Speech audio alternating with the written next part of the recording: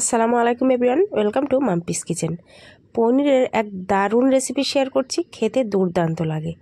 তার জন্য নিয়ে নিতে হবে শুকনো লঙ্কা, পেঁয়াজ, কাঁচা লঙ্কা, রসুন আর টমেটো। এটাকে একটু সামান্য পানি দিয়ে পেস্ট বানিয়ে নিতে হবে। তো এখানে আমার পানির পরিমাণটা একটু বেশি পড়ে গেছিলো, তোমরা অল্প পানি দিয়ে পেস্ট করে নেবে। তারপর অল্প একটু পানি দিয়ে পনিরটা একটু ফুটিয়ে নেব। একটু কয়েক সেকেন্ডের মতো এপিট ওপিট উল্টিয়ে পাল্টিয়ে একটু সিদ্ধ করে নেব। আর তার আগে বলে রাখি, তোমরা আমার ইউটিউব চ্যানেলে যে সমস্ত নতুন বন্ধু আছো, প্লিজ চ্যানেলটা সাবস্ক্রাইব করে আর বেল বাটনটা প্রেস করে রাখবে। আর ফেসবুক পেজ থেকে দেখলে পেজটাকে ফলো করে পাশে থাকবে। এরকম নিত্য নতুন রেসিপি আমার পেজে অনেক আছে, তোমরা চাইলে সেগুলো দেখে নিতে পারো। তারপর দিয়ে দিলাম কড়াইয়ে তেল। আমি এখানে সামান্য একটু তেল দিয়ে দিলাম। আমি এখানে রিফাইন তেলটাই ব্যবহার করছি।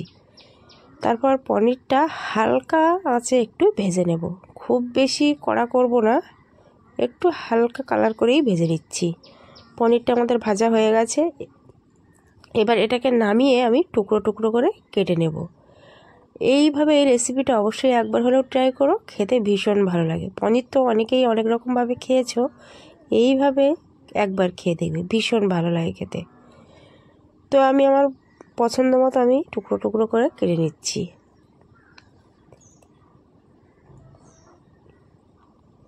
সমস্ত পনিরগুলো কেটে নেওয়া হয়ে গেছে।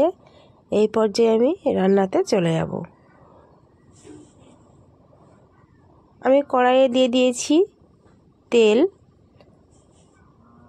যে কড়াইয়ে আমি পনিরটা ভেজেছিলাম সেই কড়াইয়ে আমি অল্প একটু তেল দিয়ে দিলাম। তারপর সামান্য একটু হিং দিয়ে দিলাম। দিয়ে দিলাম দুটো লবঙ্গ, দুটো এলাচ ফোড়নে দিয়ে দিয়েছি। তারপর এটা একটু ভালো করে নাড়াচাড়া করে দিয়ে দেবো আগে থেকে বেটে রাখা পেস্ট। এটাও ভালো করে স্বাদ মতো নুন দিয়ে ঝালের গুঁড়ো আর হলুদের গুঁড়ো, ধনিয়া গুঁড়ো আর জিরে গুঁড়ো এটা দিয়ে খুব সুন্দর করে এটাকে কষিয়ে নেব। খুব সুন্দর করে মশলাটা কষিয়ে নিতে হবে। মশলা কষানোর কাছে কিন্তু টেস্টটা দ্বিগুণ বাড়বে। তারপর ঢাকনা দিয়েও ঢেকে দিলাম। ঢাকনা দিয়ে ঢেকে রেখে আমি বারবার নাড়াচাড়া করে করে কষিয়ে নেব। এক্সট্রা যে পানিটা বেরিয়েছিল বা মিক্সিতে বাটার সময় যে পানিটা ছিল, সেটা কিন্তু অনেকটা শুকিয়ে পুরো একদম আমি গা থেকে ছেড়ে আসবে বা গায়ে লেগে যাবে সেরকম করে নেব। দেখতেই পাচ্ছ অনেকটা সুন্দর করে কষে গেছে। এই পর্যায়ে আমি দিয়ে দেব বুট মানে মটরশুঁটি। তোমার কয়েকটা মটরশুঁটি দিয়েছি, ভালো করে একটু নাড়াচাড়া করে দিয়ে দিলাম পানি। এবারে আমি আমার পরিমাণ মতো সামান্য একটু পানি দিয়ে দিয়েছি। এর পর্যায়ে দিয়ে দিলাম ম্যাগি মশলা। এটা অপশনাল, তোমরা চাইলে দিতে পারো, না চাইলে না দিতে পারো। তো দেখতেই পাচ্ছ কষানোটা দারুণ হয়ে গেছে। এই পর্যায়ে আমি একটু পানি দিয়ে দিলাম। পানিটা আমি যেরকম গ্রেভি রাখতে চাইবো ঠিক সেইভাবে আমি দিয়ে নেব। তারপর পানি দেওয়ার পর আমি ঢাকনা দিয়ে ঢেকে রাখবো, ফুটে ওঠা পর্যন্ত আমি অপেক্ষা করব। দেখতেই পাচ্ছ খুব সুন্দরভাবে ফুটে উঠেছে। আমি ভালো করে একটু নাড়াচাড়া করে দিচ্ছি। আর পানিটা আমি আমার নাড়াটা দেখে তোমরা বুঝতে পারছো যে আমি কতটা গ্রেভি রেখেছি বা কতটা পানি দিয়েছি। এই পর্যায়ে আমি একটু দিয়ে দেবো ফ্রেশ ক্রিম।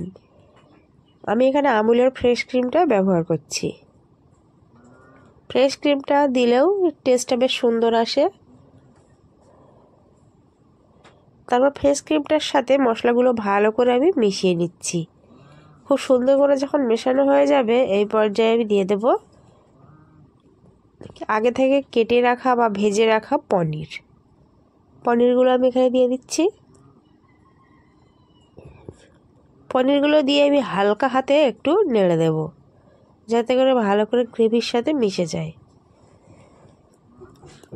পনিরগুলো ভালো করে মিশে গেছে। এই পর্যায়ে আমি দিয়ে দেব আগে থেকে কেটে রাখা বেশ কিছুটা ধনিয়া পাতাটা দিয়ে আমি ভালো করে একটু নাড়াচাড়া করে দিচ্ছি। তারপর দিয়ে দিলাম কাসুরি মেথি।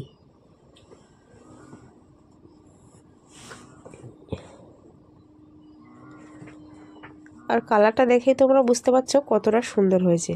আমি একদম গ্রেভিটা গাঢ় রেখেছি, তোমরা চাইলে একটু আরও একটু লুজ রাখতে পারো, মানে আরেকটু ঝোল ভাবটা রাখতে পারো। তো হয়ে গেছে আমাদের পনিরের রেসিপি। কেমন হয়েছে অবশ্যই কমেন্টে জানিও। ভালো লাগলে বন্ধুদের মাঝে বেশি করে শেয়ার করে দিও। আর অবশ্যই হলেও পনিরের এইভাবে রেসিপি যদি ট্রাই না করে থাকো তাহলে একবার হলেও ট্রাই করো। ভাত, রুটি, পরোটা যা কিছুর সাথে খেতে ভালো লাগে তাই সেইভাবেই খেতে পারবে। তো আজকের এই পর্যন্ত, দেখা হবে আবারও পরবর্তী অন্য কোনো রান্নার ভিডিওতে। ততক্ষণ তোমরা সুস্থ থাকবে, ভালো থাকবে। আর ভিডিওর প্রথম থেকে শেষ পর্যন্ত যে সমস্ত বন্ধুরা আমার সাথেই ছিল তাদেরকে জানাচ্ছি অসংখ্য ধন্যবাদ। আসসালামু আলাইকুম।